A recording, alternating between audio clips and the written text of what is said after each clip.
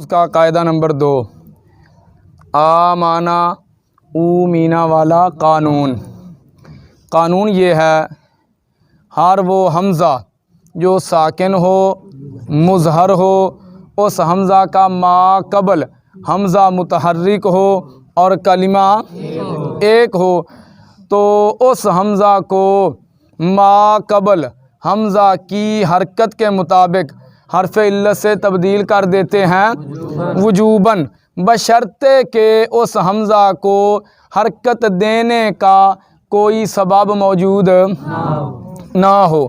جیسے آمانا او مینا جو اصل میں آمانا او مینا تھے، ان مثالوں میں حمزہ ساکن ہے مظہر ہے، اس حمزہ کا ما قبل حمزہ متحرک ہے اور اس حمزہ کو حرکت دینے کا کوئی سبب بھی موجود اور کلمہ بھی ایک ہے، تو اس حمزہ کو اور اس حمزہ کو ما قبل حمزہ کی حرکت کے مطابق حرف علت سے، تو یہ امانا سے او مینا سے او مینا بن گئے۔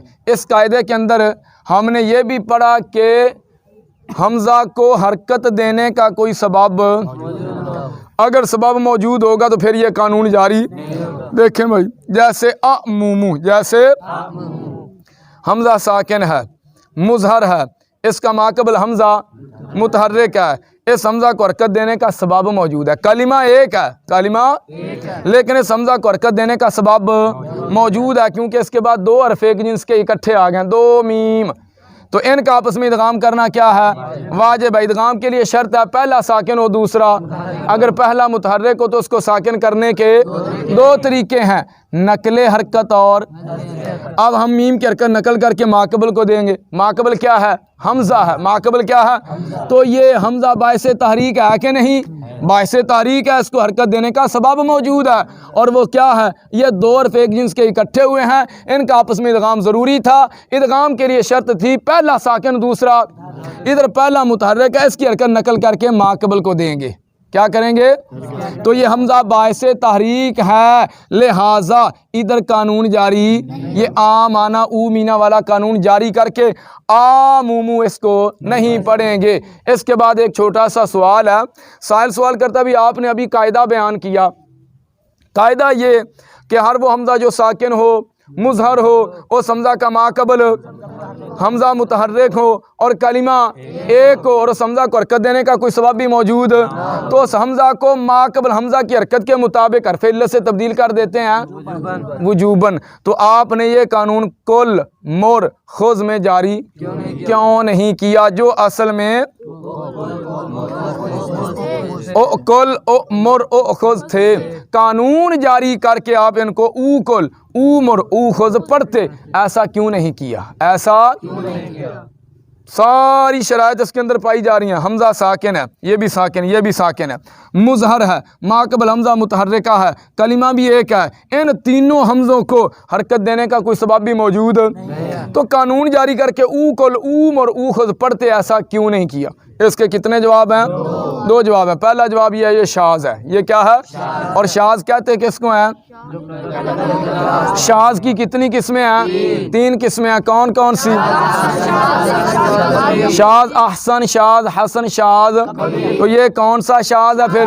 شاذ احسن ہے۔ شاذ احسن کسے کہتے ہیں؟ ایک بولے جی، جو قاعدہ قانون کے خلاف اور استعمال کے موافق، جو قاعدہ قانون کے خلاف اور استعمال کے، قاعدہ قانون تو یہ چاہتا تھا کل کو او کل پڑھتے، مر کو او مر پڑھتے، خذ کو او خذ پڑھتے، لیکن ایسا نہیں کیا بلکہ کل مر خذ پڑھ رہے ہیں، یہ شاذ احسن ہے، قاعدہ کے تو خلاف ہے لیکن استعمال کے یہ موافق ہے، کیونکہ قرآن و سنت کے اندر اس کا استعمال اسی طرح ہوا ہے، عرب جو ہیں وہ اس کا استعمال اسی طرح کرتے ہیں۔ دوسرا جواب یہ ہے کہ کثرت استعمال کی وجہ سے، کس کی وجہ سے؟ خلاف قیاس، خلاف قیاس یعنی قانون کی خلاف ورزی کرتے ہوئے، کثرت استعمال کی وجہ سے خلاف قیاس دوسرے حمزہ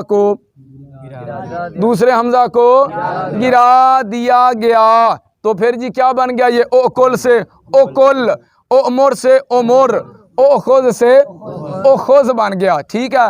اب پہلا حرف کیا ہو گیا؟ متحرک۔ یہ حمزہ کیوں آیا تھا؟ جب ہم نے تاکولو سے تأمرو سے تأخذو سے امر کو بنایا تھا، شروع سے تا کو گرایا تھا، شروع سے تو پہلا حرف ہم نے ساکن پایا تھا، پہلا حرف ہم نے اور ساکن سے ابتدا ہو نہیں سکتی، ساکن سے ابتدا پھر ہم نے عین کلمہ کو دیکھا، عین کلمہ کیا تھا؟ مضموم، تو شروع میں حمزہ وصلی مضموم لگایا، ٹھیک ہے۔ تو اب اس حمزہ کو اس کو گرایا تو پہلا حرف کیا تھا؟ کاف، ادھر میم، ادھر خا، یہ متحرک ہے کہ نہیں؟ یہ آ گیا متحرک، اب حمزہ وصلی کی ضرورت، اس کو بھی گرا دیا تو او کل سے کل، او مر سے مر، او خود سے خود بن گئے۔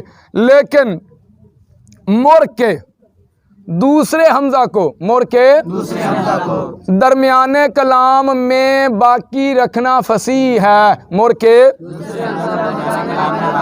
جیسا کہ قرآن کریم میں وَأْمُرْ أَهْلَكَ بِالصَّلَاةِ، وَأْمُرْ أَهْلَكَ بِالصَّلَاةِ، اور مر کے دونوں حمزوں کو ابتدائے کلام میں گرانا، درمیانے کلام میں دوسرے حمزہ کو باقی رکھنا فصیح، اور ابتدائے کلام میں دونوں حمزوں کو گرانا، جیسے کہ نبی پاک صلی اللہ علیہ وسلم کا فرمان مبارک ہے، مروا صبیانکم بالصلاۃ، تم اپنے بچوں کو نماز کا حکم دو، کب؟ جب 7 سال کے ہو جائیں، اور اگر پھر بھی وہ نماز نہ پڑھیں، 10 سال ان کی عمر ہو جائے تو پھر ان کو مار کر پڑھاؤ، ان کو۔ تو یہ تھا آمانا او مینا والا قانون۔